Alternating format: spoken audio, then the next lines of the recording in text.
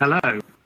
Welcome to the Taylor Wessing Wilson Sonsini webinar, video game sector entertaining for social distancing.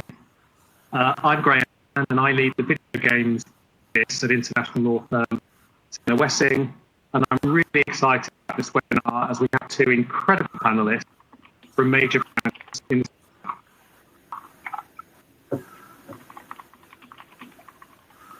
Hi, I'm Chris Panieski. I'm a partner in the Technology Transactions Group at Wilson Sonsini, and I support clients in various stages of development and in various industries. And I am particularly excited to be participating in today's webinar. Since video games are near and dear to my heart, they formed a large part of my childhood. And even this past weekend, I was able to play Last of Us Part 2 a little bit. So I'm really excited to be and I'd like to introduce our first panelist, Don McGowan, who's General Counsel at Bungie, the developers of not only Destiny, but Destiny 2. And prior to May 2020, Don was the Chief Legal Officer and of Business Affairs at the Pokemon Company International, where he oversaw all worldwide business and legal affairs for the company and was the producer on the summer of 2019 movie Pokemon Detective Pikachu, which opened #1 worldwide. And he lives just outside of Seattle, where now it's very early in the morning for him, and he just celebrated a birthday yesterday. This is true.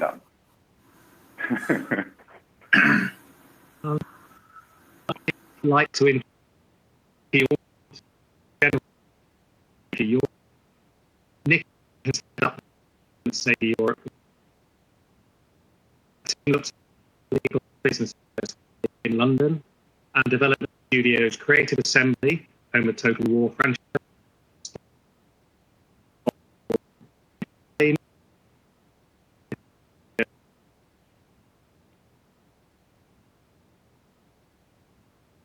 At Hit Entertainment and Guinness World Records. Not a gamer herself, she's nevertheless experiencing a ridiculous amount of mind courtesy of her children.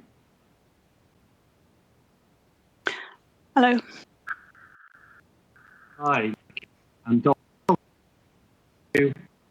the questions. I guess, we're all in lockdown and this surreal situation that's been going on for the last few months. It's great to hear a little bit about how it's affected your roles, your teams, and your business. So I wondered, how has the coronavirus related government shutdown in the US, UK, and obviously everywhere else alter your expectations for 2020? Have you had to alter, or how's it played out? I guess maybe I'll start with Nikki. Yes, thanks, Graham. Yes, we moved quite quickly into a remote working scenario. I guess we benefited in some ways from seeing what was happening at head office in Japan before really things started to move into lockdown in the UK. So we had a little bit of forewarning of what that meant for the organisation. So, we're lucky we all work in technology anyway. So I think we were well placed to pivot quite quickly and had the technology and the know-how in place to really make the most of that short turnaround. I think for the business, certainly in Europe, where we saw the biggest pivot in the last couple of months was how to reorganize our events calendar quickly. Trying to make the most of the advantages that we had to be able to showcase what we had coming up online. A lot of the big gaming events happen in the spring and the summer, and they really are set pieces for the industry.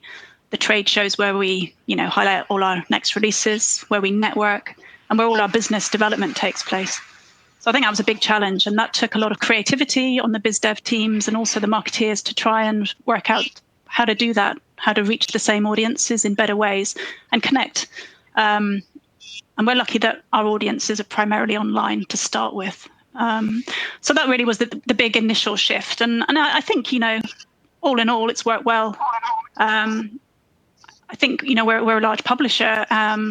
So I think it's the small, medium-sized developers, the startups that really, I think, would have felt the pinch from not being able to go to E3, Gamescom, and the rest, because they're the ones that get the most out of these networking opportunities. So I think that's a shame. I think we'll see fallout from that as we go through the coming months. But yeah, I like to think that we have been resilient in the face of the global challenges, but also, not just our industry, but everything that fell away when live events stopped taking place.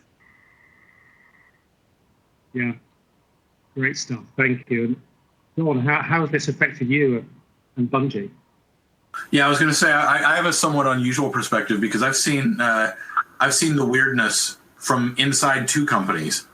I decided to take the opportunity to change jobs during the middle of all this, which is an interesting decision, I would give you. At Bungie, we're fortunate. We're a lot smaller than Sega, obviously, but we're fortunate to have, first of all, a very robust title already in the market, and secondly, a very robust community of players who kept the community alive throughout the weirdness. The third thing that I think I would point out is we've benefited from the fact that Destiny 2, our game, is what I call a game played at a distance, where it's an online game. It's a first-person shooter MMO, and so that game very much is unimpeded. In fact, for people staying home, that's kind of the target for our game is people staying in their home and playing the game. As you know, we're not an entity that requires a lot of activity outside of the house. When I was at Pokemon, it was a slightly different conversation because we actually had Pokemon World Championships scheduled to be in London in August this year, which obviously has had to be canceled. And so, the absence of people going to places and doing things affected that company a lot more than Bungie. And it must have affected, I guess, different parts of the business in different ways. And Nikki, I know you look after a fair select group of businesses. So, the effect on development different to the effect on obviously the front line in terms of the folks that would go to GDC or Los Angeles, missing those conferences. How has this affected different parts of the business differently? Yeah, that's right. I mean, so my team looks after sort of the legal business affairs for 7 studios in Europe and in Canada. And I think the experience has been different in each one, but one of the common threads is a knock-on productivity from the devs. Different teams react differently to being able to work in silos, and others are affected more broadly by that lack of collaborative Scrum chat that they thrive on in the development studios. So I think that's where we're seeing a pinch, and obviously that has an impact then on DLC drops and product pipeline. But it's manageable. I think there is a little hit on productivity, but the teams are ever inventive to try and find ways to get around that.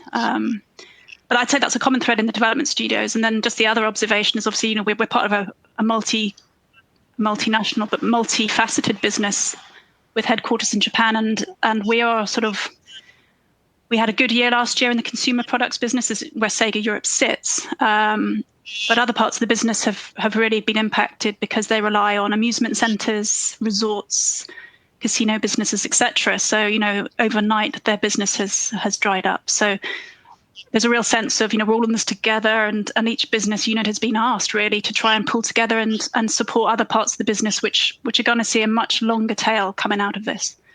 So yes, there's definitely a range of reactions and impact.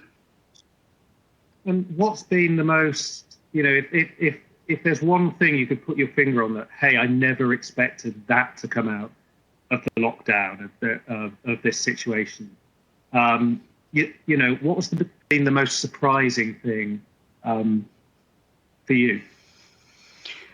I think it's the resilience, actually. The resilience and adaptability. I mean, we pride ourselves as an industry as being agile anyway, but I think for me it was in the face of a global pandemic where everyone is pretty much brought down to a very basic level of survival in many ways. It's an emotionally traumatic event. And that follows through in all sorts of our personal and business lives. For me, it was the resilience with which actually, whether it's our partners or the marketeers thinking about new ways, like I said, to bring and make sure that our games can still be showcased on different channels and the same channels.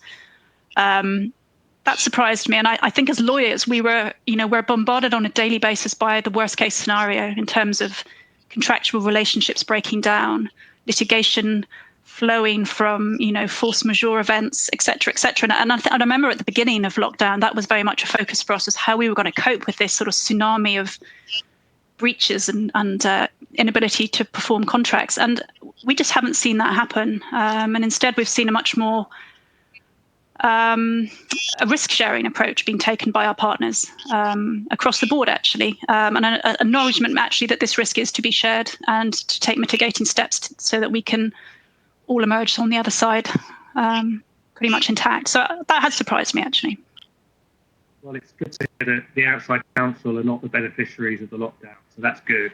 For once, yeah. Yeah, John, apart from getting up at 4:00 in the morning to join a webinar about a global pandemic, what's been the most surprising aspects of this for you? I would say that one of the more surprising aspects has been, I want to echo what Nikki said, the spirit of partnership that you're seeing from people that you've done business with. It's certainly you can't necessarily hope that your business partners are going to, and so seeing that has been very rewarding and also has been a little reassuring. Nikki used an expression that I stopped myself from using, which is on the other side of this.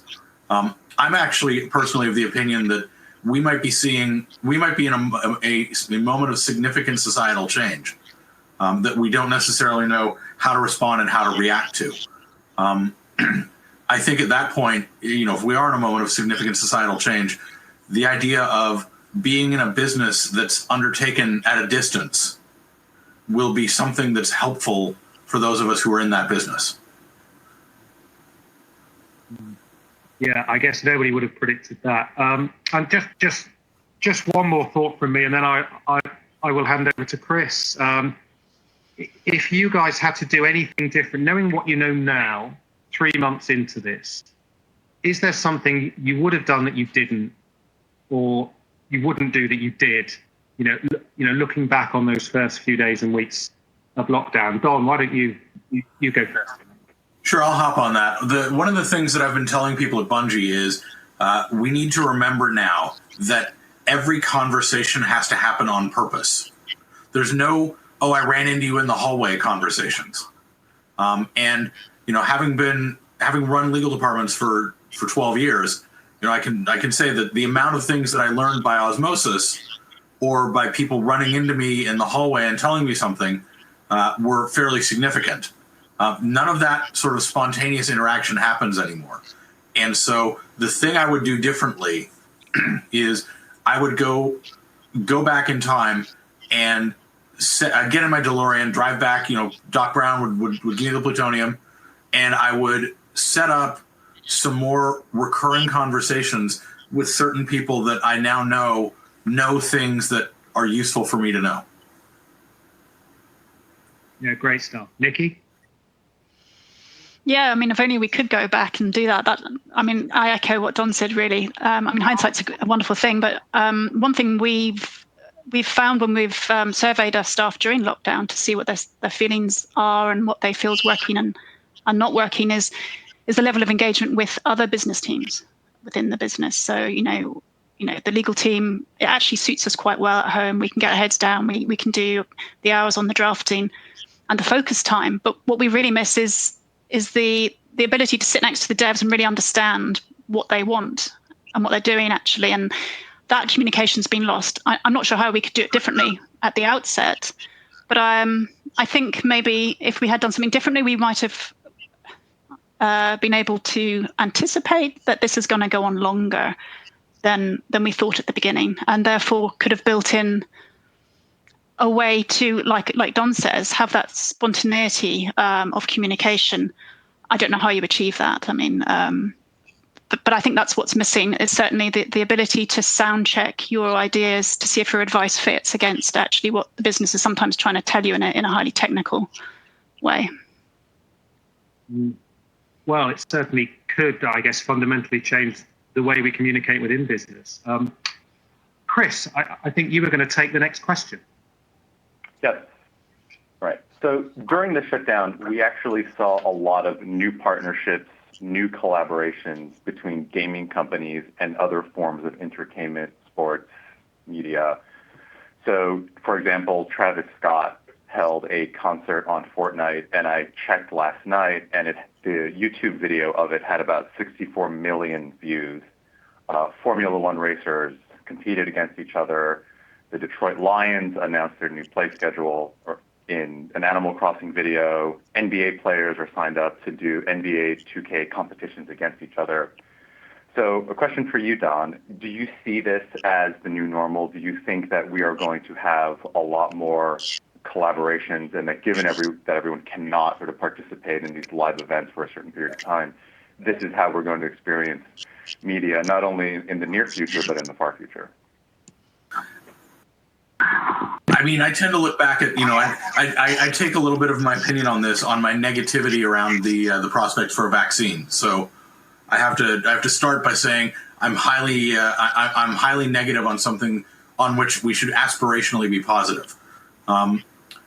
It's, to me, the kinds of partnership you're describing and the kinds of activities that I think we are going to see a little bit more of emanate from a situation where, what if humans aren't comfortable going and being among other humans? You mentioned when you were giving me my intro quite graciously that last night I had my birthday. My wife and I did a thing that I remember from the great before. We went to something called a restaurant, and there were humans in that restaurant who weren't us.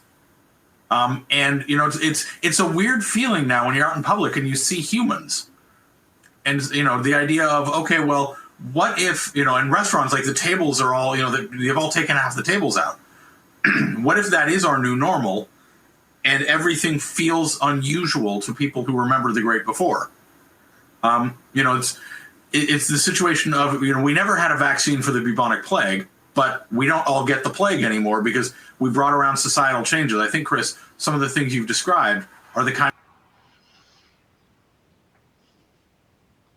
of societal will start is their consumption of diversionary content into ways that allow them to consume it in an environment in which they feel more comfortable and safe.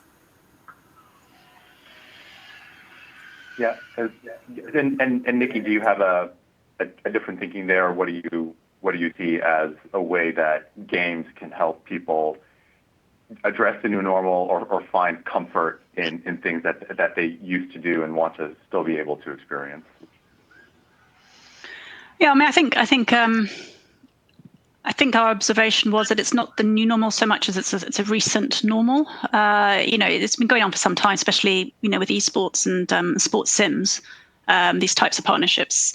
So we've been having brands approach us for a long time in relation to our sports sim, Football Manager, for instance. And I think it's, for certain brands and certain games, it's a natural place to sit, and they're natural collaborations that feel natural to our consumers.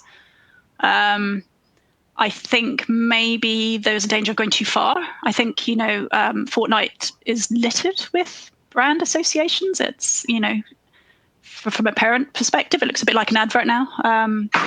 So I think the key for brands will be to make sure that there's an authenticity in the lineups they do, that really resonates, because, as Don says, you want to have echoes of your real life within your gameplay and vice versa, so that it remains relevant and engaging. And for free-to-play games, obviously, that's the big pull, isn't it? You want to get a balance right between lucrative brand partnerships, but also you don't want to set the teeth of your community on edge by overplaying it.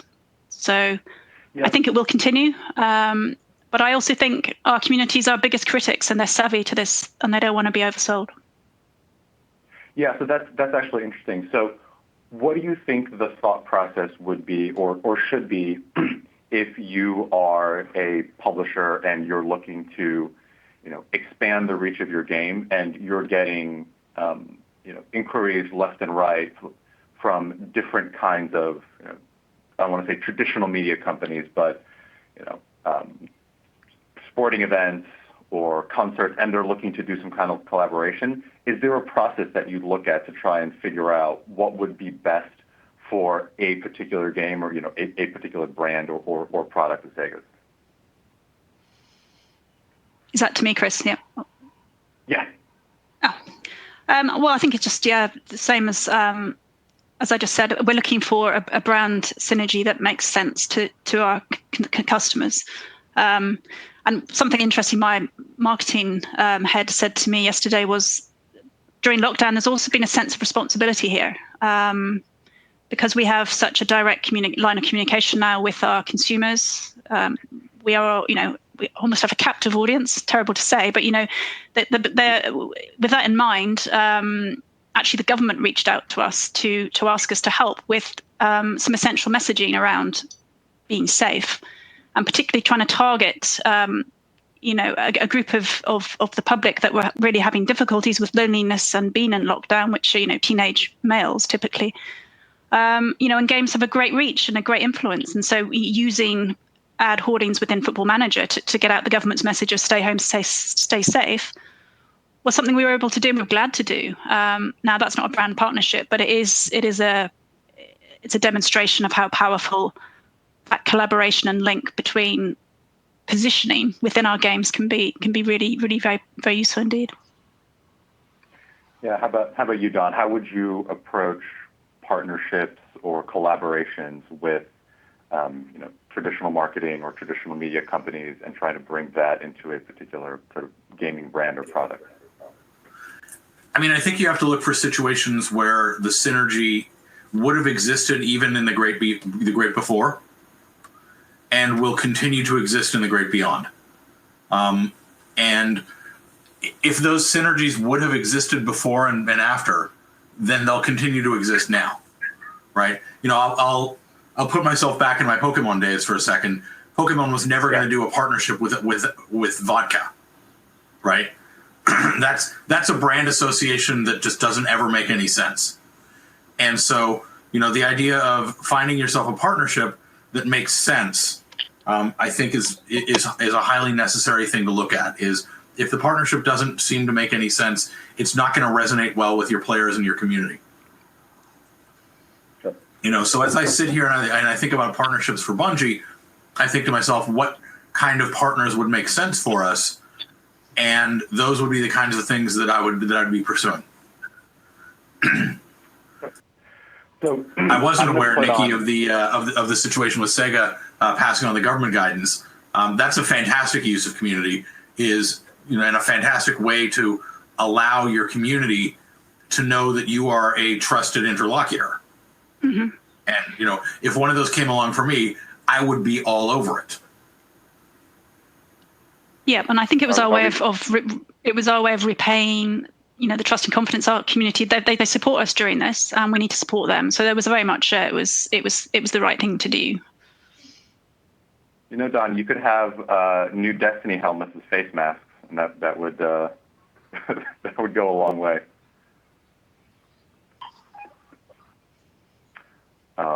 Okay. Game though, so yeah. So I'm going to put the Destiny and the Fortnite games to one side. Those are meant to be massively played, multiple players at the same time, collaborative social experiences on one end of the spectrum, and then you have single player story-driven experiences. And it seems like, at least at the moment and probably for the past couple of years, there's been a lot of the mass multiplayer games have risen in popularity. And I'm wondering if you think in the gaming industry there's still room for these both mass multiplayer online gaming experiences and single player story driven experiences. Nikki, what do you think about that? Yeah, I think there is. I think the beauty of what the industry does is provide a variety of games and caters for all tastes. And I haven't seen anything that would suggest that one's been edged out more than the other. You only have to look at sort of the addictive qualities of very intense single player game or singular experience games like Football Manager to understand that's always going to be 25 years later, something that's wanted and there's a demand for. So no, I mean, again, I think it's the industry's ability to produce all of these different experiences on different platforms across media is going to continue. Great. And so I think in the interest of time, Graham, why don't we tee up the next question, and I'll let you go ahead and ask that one. Sure. And I've switched off my video. We're having some network issues around London today, which may affect other people anyway. So hopefully I'm coming through loud and clear, even though you can't see me. I guess I was going to ask, so many individuals using games as a means to socialise with friends and family, particularly how that's increased during lockdown. I guess we've all seen an uptick in politics crossing into gaming. For example, I suspect we all read about in Animal Crossing recently, it being banned in China in connection with the Hong Kong protests and so on. And I just wondered, obviously, that this only affects certain kinds of games and some, won't be touched. But I just wondered, maybe starting with Don, has this kind of thing had any impact on you? Has it touched your business or anyone you know? Sure. I mean, I was around for the launch and the height of Pokemon Go. So I'll say I imagine that the number of people desperately looking for reasons to go for walks back at the beginning of the usage of Pokemon Go. So there's that. Certainly, the discussion of politics and gaming in the United States right now. Obviously, we're experiencing a heightened time of political, what I'll call interest and unrest. And we just did a large announcement at Bungie on the future of the Destiny 2 game. We started it with an 8-minute and 46-second moment of silence for George Floyd. That being the period of time that the police officer was kneeling on his neck. And so, certainly we haven't been afraid to get ourselves to take a side, I guess. To me, there's really only one side in this conversation. And I think to our company, there's only one side in this conversation as well. But, we haven't been afraid to hide from it. Or to, we haven't felt the need to try and stay out on the basis that we're afraid that our players will believe a different thing than us. We're a company that builds communities, and you can't build a community without people knowing how you feel. Yeah, certainly. And Nikki, what about within Sega and the businesses you look after? Yes, and I think there's a difference between companies, between what companies do and say in response to politics and socio-political events, and allowing the games to be a platform themselves for politicking. I agree with Don. I think you have to, as a company, go out and say what you believe in, especially if your consumers are asking you for a viewpoint.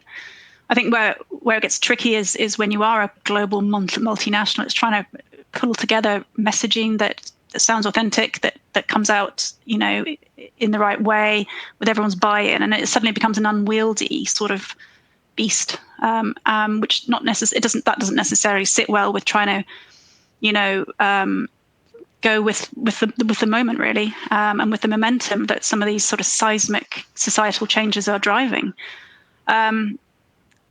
But that's an inevitability, I think, with being such a corporate beast, and also different cultures colliding, I think, has its added complications.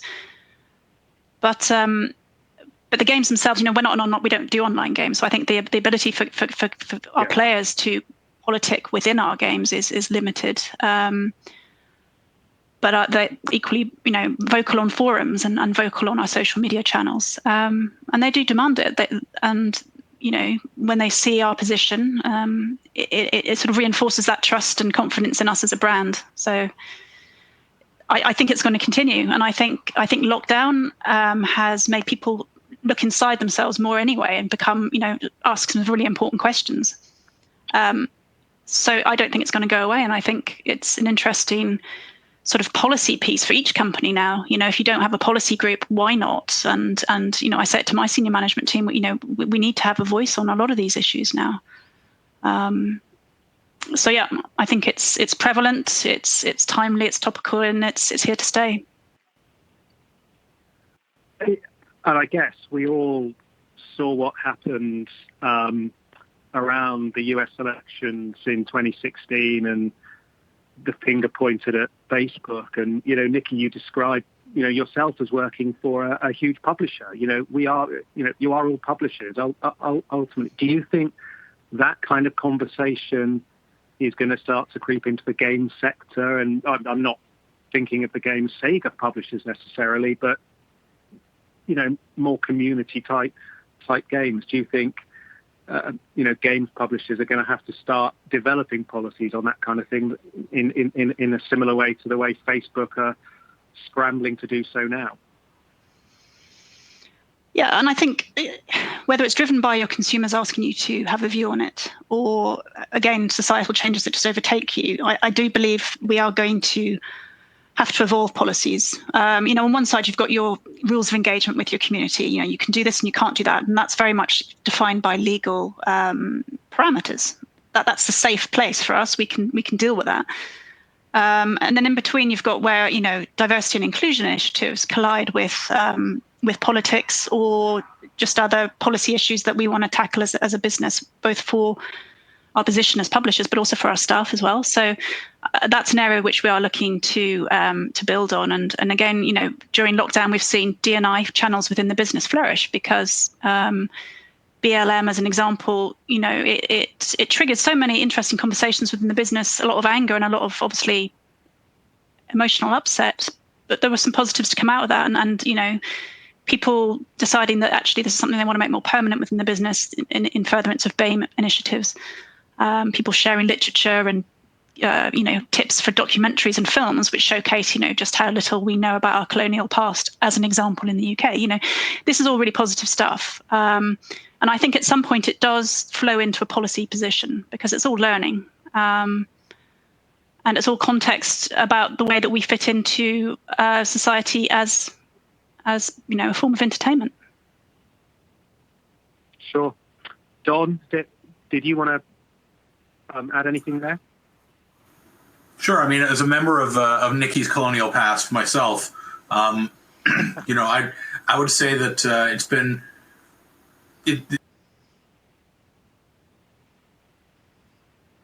this has looked at itself, and the people involved in it, and both on the creative side, the creation side, and on the consumption side, have looked at the industry and looked at the products and said, is this a thing that I want to continue to be involved in? Is this a way I want to spend my time? Is this an activity that I want to support with my money, etc.?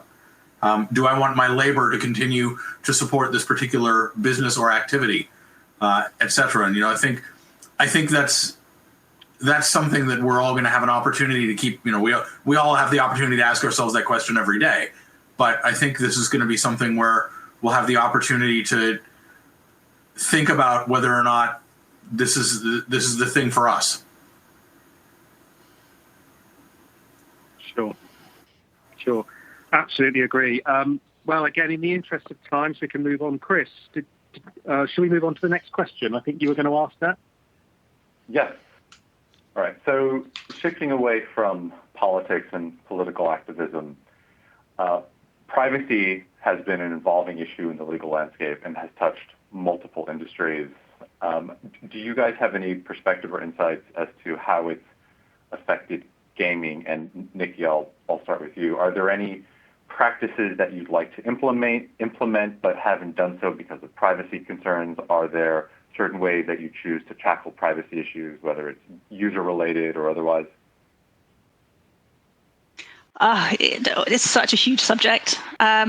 all and everything of the above. I think, in an ideal world, we would have had all of our processes and guidance embedded in the business without any objections or kickback. But in the real world, we have to deal, I think, primarily with the perception that in order to comply with data protection, it's going to hinder the business, stifle innovation, and slow down development to such a slow pace that the user experience is completely destroyed. And I think 2.5 years ago, that was where we were starting, and we fight the good fight with our DPOs in order just to try and lessen the burden and take a lot of that compliance away. But that essential message still remains hard to embed in the business. The idea of privacy by design, and I wouldn't say there were processes as such that we haven't implemented because of data privacy concerns, but I think we would say that we haven't been able to achieve as quickly as we wanted to some of the things we need to do because of this perception and the fact that it hasn't really hit home yet that this could be a financial advantage to the business.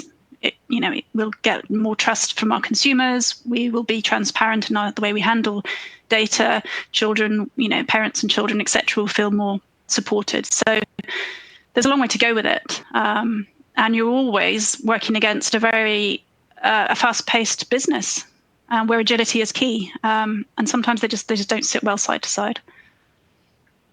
Yeah. So you mentioned that it could potentially slow down development, and you haven't been able to necessarily introduce certain things that you'd like to. Is there an example that you're able to share, or something that you've seen that would be a great idea, but it's just too complicated from the legal perspective to try and sort of figure it out, or too risky?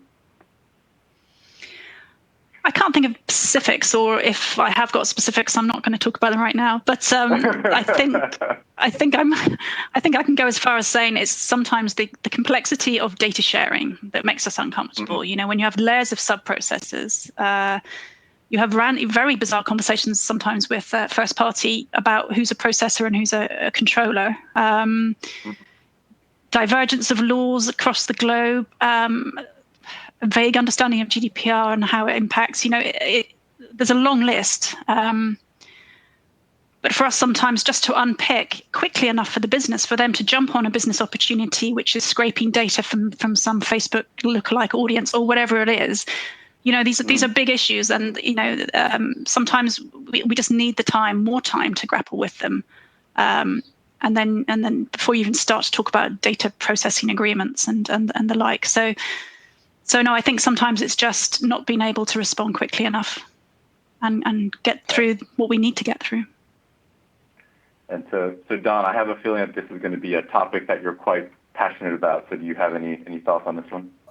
I do have some fairly elaborately developed thoughts on privacy and game development. I mean, I launched a worldwide geolocation app for children, and managed to do it with no regulatory issues anywhere in the world. And so, I tend to look at it as privacy is a challenge in a world where you don't want to inform people.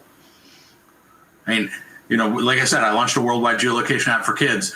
If you inform the parents, these are the things that we're going to do. These are the things we're going to need to know. This is why we're going to need to know them.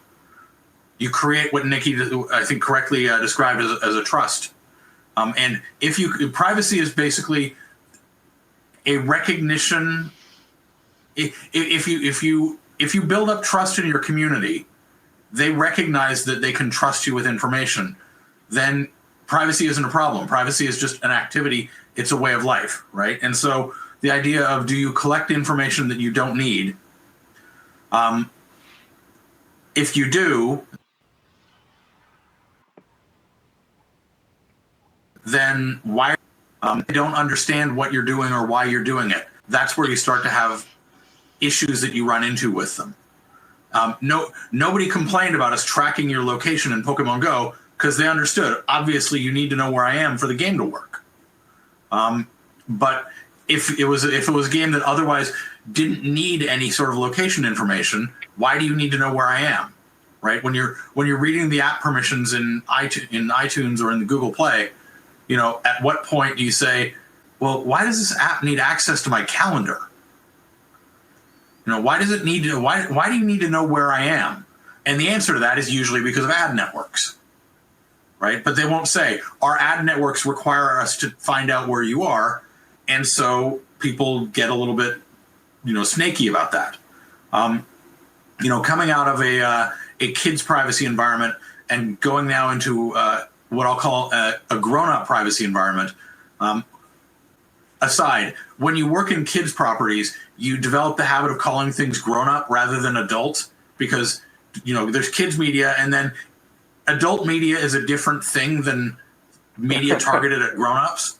And so you don't tend to contrast yourself to adult media. You tend to contrast yourself to grown-up targeted media. So if I use the word grown-ups, that's why. So now that I'm in a grown-ups environment, the ability to access and track information is a slightly different environment. And, certainly California has its rules that are coming in under the CCPA. There's obviously the GDPR. I will tell you that if you treat everyone like they're a kid, the GDPR becomes very, very easy to comply with. But that restricts your business abilities in other ways. And so I would say, privacy, the ability to build a community and the ability to build a profile is important, but people want to choose how they present themselves online. That's true in gaming just as in every other environment. I think it's true for all of us who have accounts with them that we all curate our Facebook account to present our best selves to the world, right? And so I think that's true in gaming as well. People curate their gaming environment so as to present their best self to the world. And if it's a community in which they want to participate, they will want to control how they're perceived, how they're presented, what information about them is shared into the community, etc. So it sounds like you specifically take this concept of privacy by design and really implement it at various levels, including sort of asking why you would potentially want to collect certain types of information. And I think that echoes what Nikki said. One thing that you did mention, though, is that for the Pokemon app, that you found a way of informing parents. What mechanism did you use to achieve that? How did you sort of satisfy yourself that parents were receiving the necessary information to provide kind of valid consent? Well, at Pokemon, what we did was we had you couldn't create a child account without creating an associated parent account, and so we would communicate the information to the parent either by updated privacy policies or by emails explaining what was going on, etc. Plain language communications, privacy policies. There's all the joke of like, well, nobody ever reads the EULA, nobody ever reads the privacy policy. They just click it because it's a button in the way of the thing they want. Right. The people that read your privacy policy are usually already angry at you. And let's not make them angrier by giving them a bunch of things that they find incomprehensible or that feels like it's obfuscatory. Let's provide them with actually informative statements and actually informative information.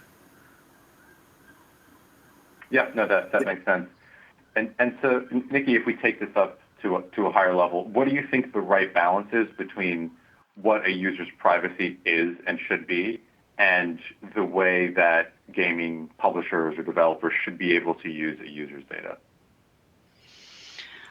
I think from the conversations we have with our teams is, what is a legitimate expectation? If you put yourself into the consumer shoes, echoing what Don was saying,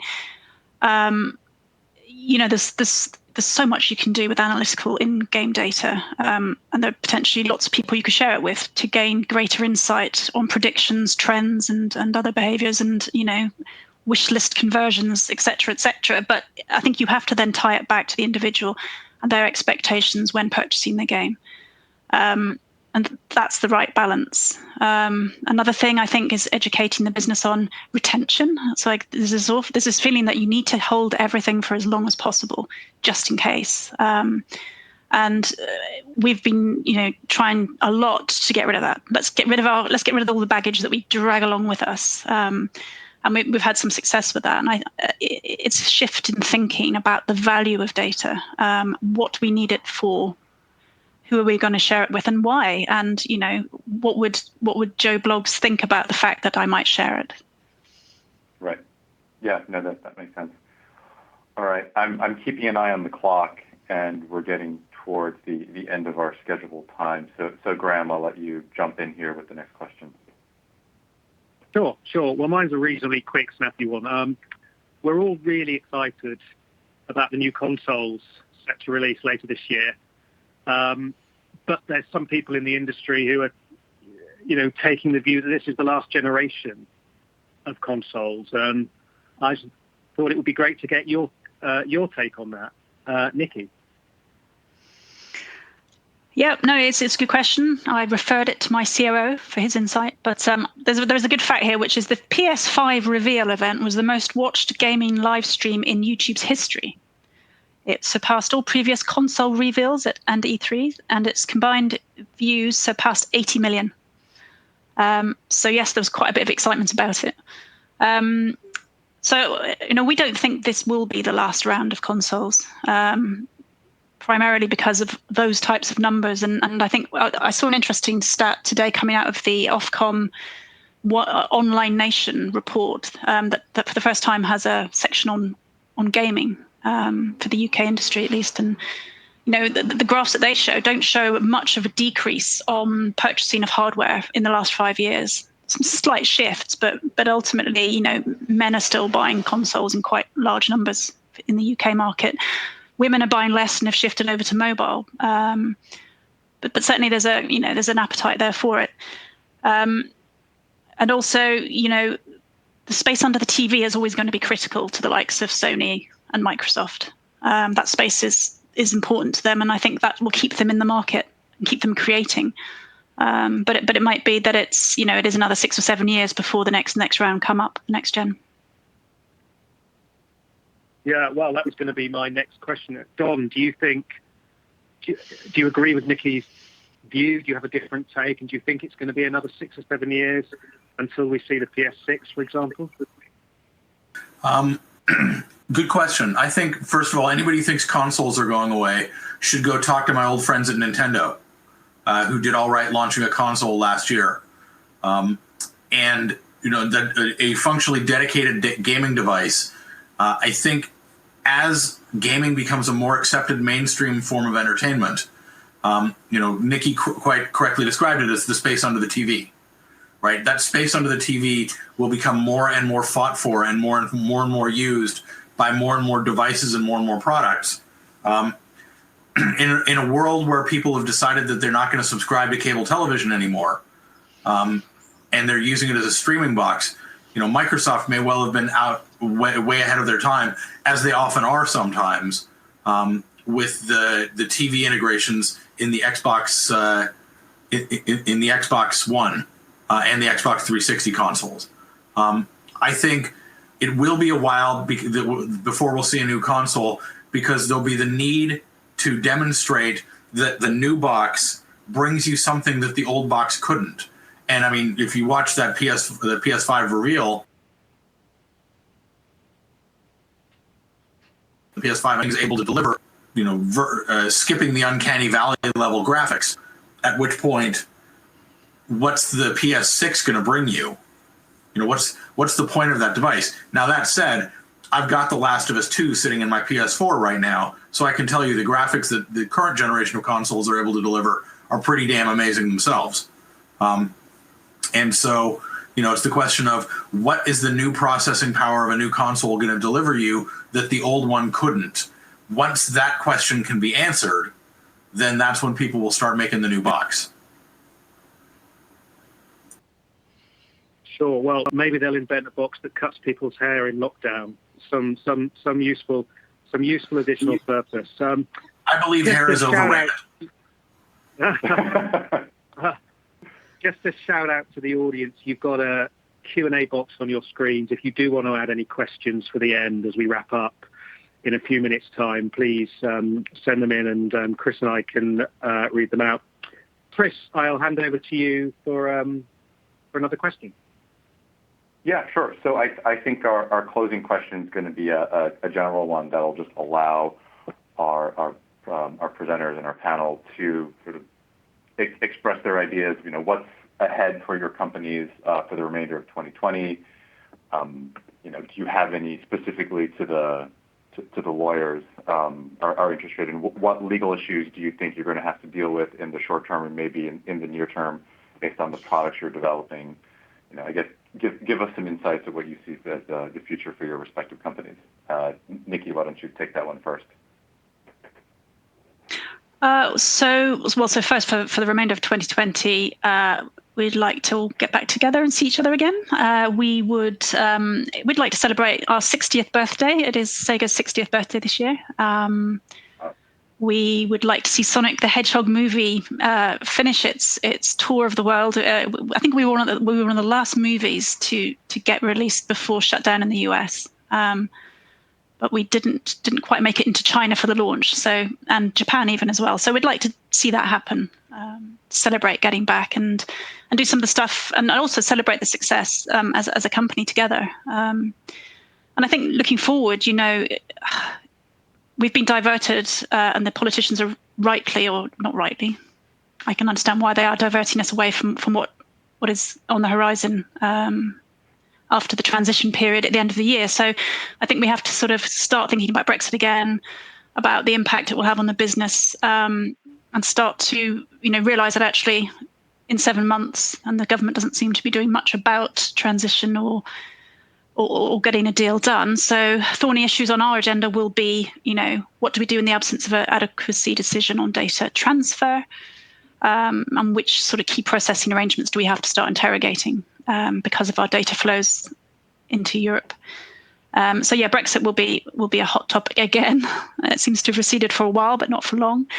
And then I think we're just looking forward to some great successes, big releases coming out as well. So we've got, our annual Football Manager will come out. There was some discussion about how the football seasons would end this year in order for the game to sort of faithfully replicate football seasons, but it looks like we're catching up now, so that'll be all right.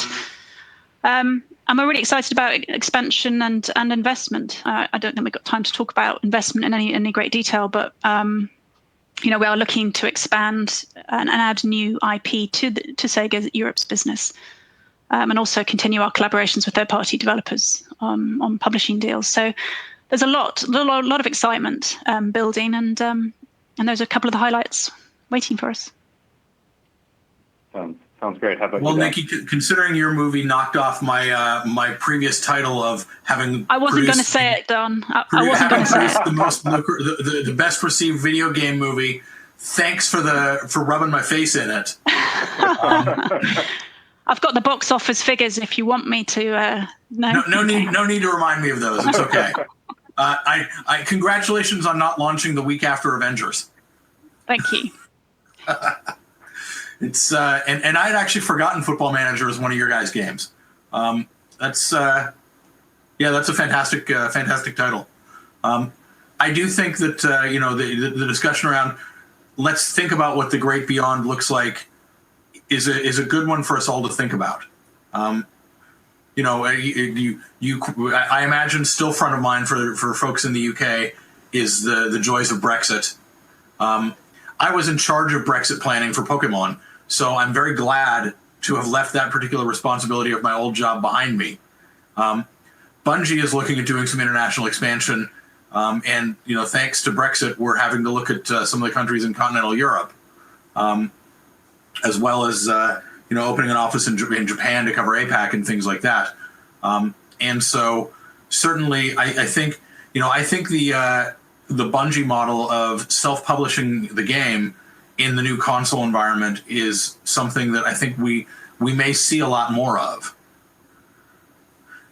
And so I think these are the kinds of things that we're gonna see going forward. And I'm sorry, so I know that Graham wanted to come in, so I'll shut up. No, I think that was fascinating. Well, I'm mindful of the time. We've used our allotted hour. I've certainly found it a very entertaining form of social distancing. I do hope we've fulfilled the brief for everybody joining in the audience as well. And so thank you for everyone who joined to listen. Thank you to Chris, and all the team at Wilson Sonsini for supporting this and presenting with us. But particularly thank you to Don and Nikki for your thoughts, your insight, for only mentioning Brexit a few times on the last question. And Nikki, I do hope there's a big party for the 60th birthday. I hope there's no social distancing when it takes place, and that everybody can really get together to celebrate that properly face-to-face.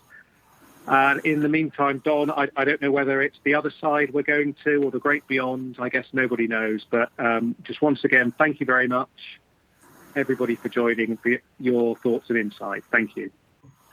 Yeah. Thank you. Thank you, everyone, for joining. And Thanks. thanks to our wonderful panel. Thank you. Goodbye. Thank you. Bye.